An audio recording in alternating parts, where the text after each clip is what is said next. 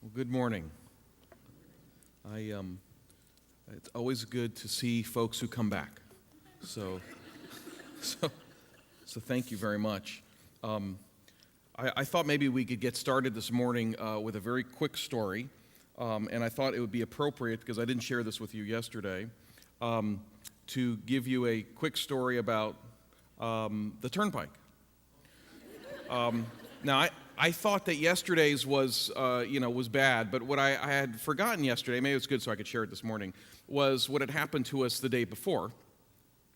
And that is, we went to a location, the family just had to go to Trader Joe's.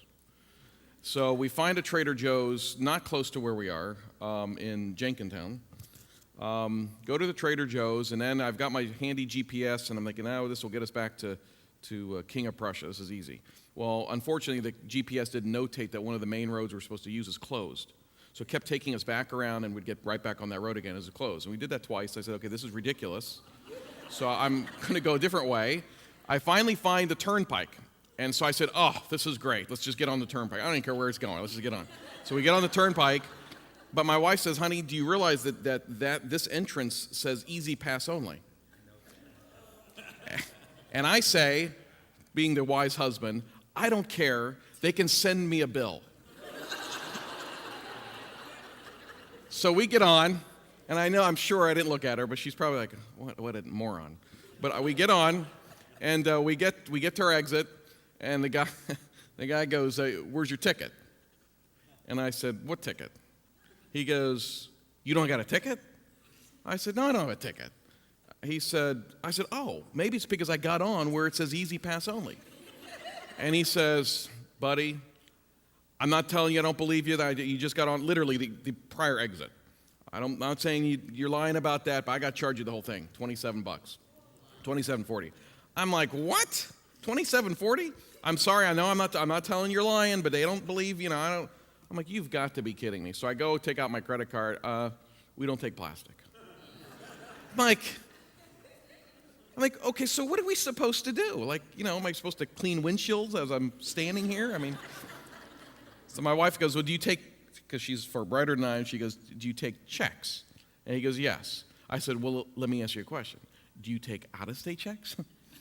and he said, I don't care where it's, just put your address on there. So he does that. Of course, there's this line of people behind us. I know people are really angry. I'm writing this check. And then he's nice. He's a little nicer than the lady yesterday. He said, well, here, give me this form. He goes, listen, if you fill this out and explain it to them, they will refund you everything, but, the $1.50 toll.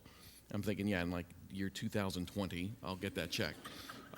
Anyway, so that's, when I see turnpikes, I just start to get a little shaky. But anyway, I wanted to start this morning. Anyway, before I start, can somebody with about 10 minutes left, Phil, actually, can you just let me know? Because I want to.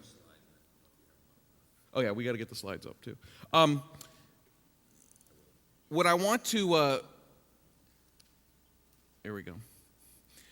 What I want to start this morning, I agree. I think this is this is obviously a very heavy and dark topic.